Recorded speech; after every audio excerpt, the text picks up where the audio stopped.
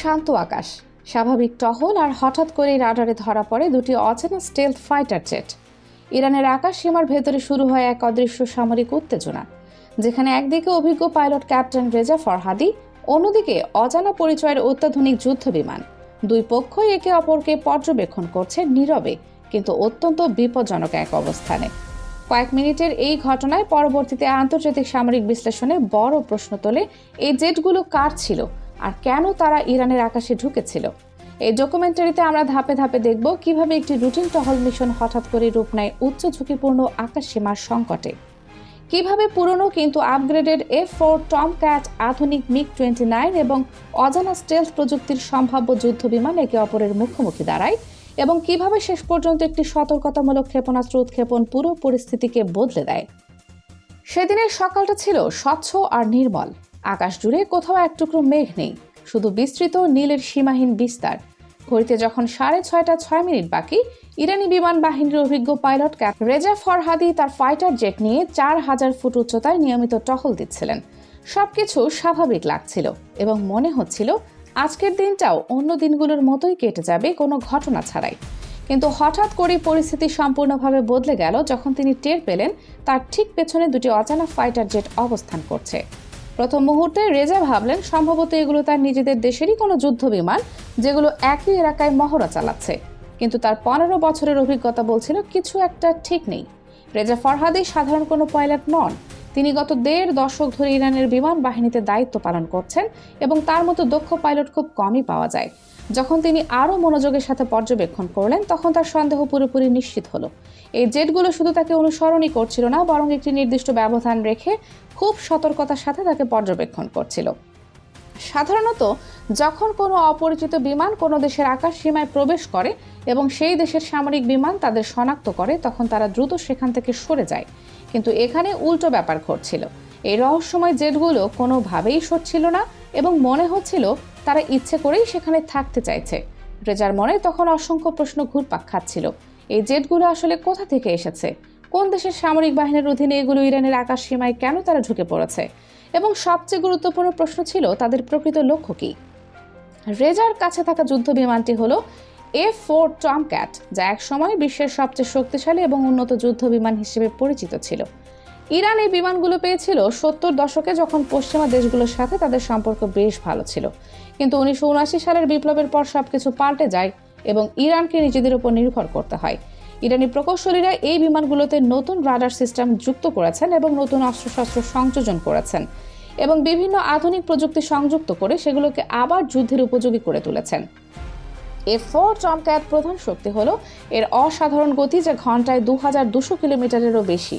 এর উন্নত রাডার ব্যবস্থা 22 কিলোমিটার পর্যন্ত দূরত্ব থেকে যে কোনো বিমান শনাক্ত করতে পারে। কিন্তু এত আধুনিক প্রযুক্তি থাকার পরও রেজা কোনোভাবেই বুঝতে পারছিলেন না যে তার পেছনে যে জেটগুলো সেটা কী ধরনের। তার রাডারে এগুলো সঠিকভাবে ধরা পড়ছিল না এবং সিগন্যাল মাঝে মধ্যে আসছিল, আবার মাঝে মধ্যেই হারিয়ে যাচ্ছিল, যা অত্যন্ত অস্বাভাবিক। এই অদ্ভুত আচরণ দেখে রেজা বুঝলেন যে এই জেটগুলো তার A4 টমক্যাটের চেয়ে অনেক বেশি উন্নত এবং আধুনিক, এবং সম্ভবত এগুলোতে স্টেলথ প্রযুক্তি প্রয়োগ করা হয়েছে যারা রাডার এড়িয়ে যেতে পারে। তবে রেজা কোনো অনভিজ্ঞ পাইলট নন এবং তিনি জানেন কিভাবে চাপের মধ্যেও সঠিক সিদ্ধান্ত নিতে হয়। তিনি তার অবস্থান থেকে সরে যেতে রাজি ছিলেন না, কারণ তিনি বুঝতে পেরেছিলেন যে যদি তিনি সেখান থেকে সরে যান তাহলে এই অচেনা জেটগুলো আরও গভীরে ঢুকে ইরানের গুরুত্বপূর্ণ স্থাপনার ছবি তুলতে পারবে বা গোয়েন্দা তথ্য সংগ্রহ করতে পারবে। তাই তিনি সিদ্ধান্ত নিলেন যে তিনি আকাশে ঘুরতে থাকবেন এবং নিরাপদ দূরত্ব বজায় রাখবেন। তিনি নানা কৌশলী চাল চালতে শুরু করলেন, যেমন মাঝে মধ্যে হঠাৎ উচ্চতা বাড়াচ্ছেন আবার কমাচ্ছেন, যাতে ওই অচেনা জেটগুলো তাকে সহজে টার্গেট করতে না পারে।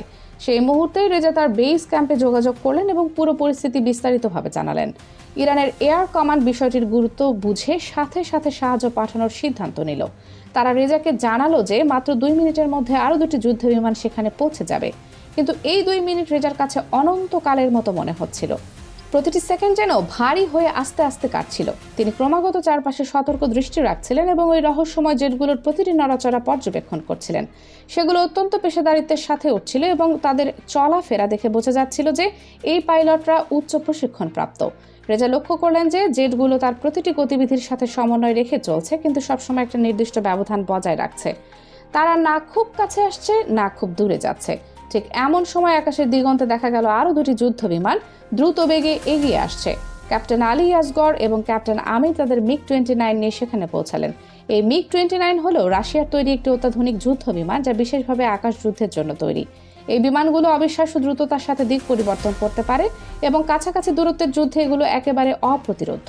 খুব সংকীর্ণ জায়গায় এগুলো চলাফেরা ও ঘুরতে পারে এবং তাৎক্ষণিকভাবে টার্গেট লক করে আক্রমণ চালাতে পারে বলে সামরিক বিশেষজ্ঞরা এগুলোকে আকাশের শিকারী বলে অভিহিত করেছেন। যখন এই দুই MiG-29 সেখানে এসে উপস্থিত হলো, তখন পুরো দৃশ্যপট বদলে গেল। এখন আর শুধু একটি বিমান নয়, বরং 3টি শক্তিশালী যুদ্ধ বিমান একসাথে কৌশলগত অবস্থান নিয়ে রহস্যময় জেটগুলোর মুখোমুখি দাঁড়িয়ে আছে।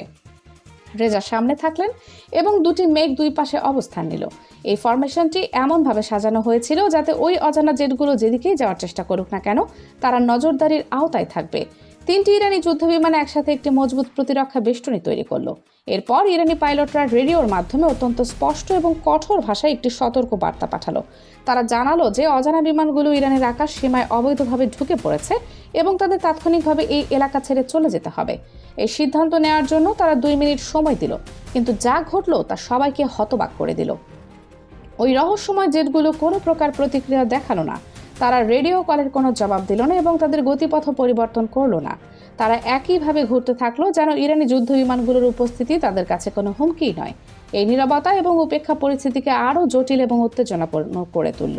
3 জন ইরানি পাইলট বুঝতে পারলেন যে বিষয়টি অত্যন্ত গুরুতর হয়ে উঠছে এবং এটি আর সাধারণ আকাশসীমা লঙ্ঘনের ঘটনা নয়।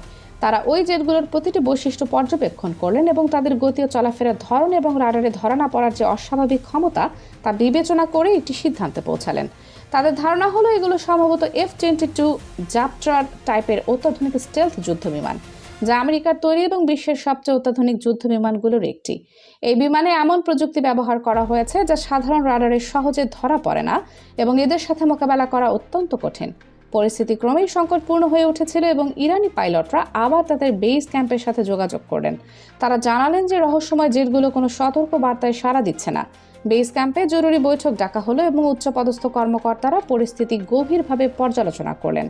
একদিকে ইরানের আকাশ সীমা রক্ষা করা অত্যন্ত জরুরি, অন্যদিকে তারা চাইছিলেন না যে পরিস্থিতি আরও উত্তপ্ত হয়ে বড় কোনো সংঘর্ষের রূপ নিক। দীর্ঘ আলোচনার পর তারা একটি চূড়ান্ত সিদ্ধান্ত নিলেন যে একটি এয়ার টু এয়ার ক্ষেপণাস্ত্র নিক্ষেপ করা হবে, তবে এটি হবে সতর্ক বার্তা হিসেবে। ক্যাপ্টেন আমির তার MiG-29 থেকে একটি ক্ষেপণাস্ত্র উৎক্ষেপণের প্রস্তুতি নিলেন এবং টার্গেটটি সক্রিয় করে রাখলেন। এটি ছিল অত্যন্ত নাজুক একটি মুহূর্ত, কারণ সামান্য ভুল হলে পুরো পরিস্থিতি নিয়ন্ত্রণের বাইরে চলে যেতে পারত।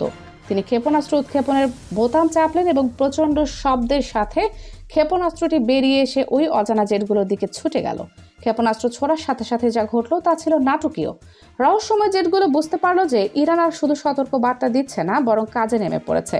তারা মুহূর্তের মধ্যে তাদের গতিপথ পরিবর্তন করলো এবং ইঞ্জিনের শক্তি সর্বোচ্চ পর্যায়ে নিয়ে গেল।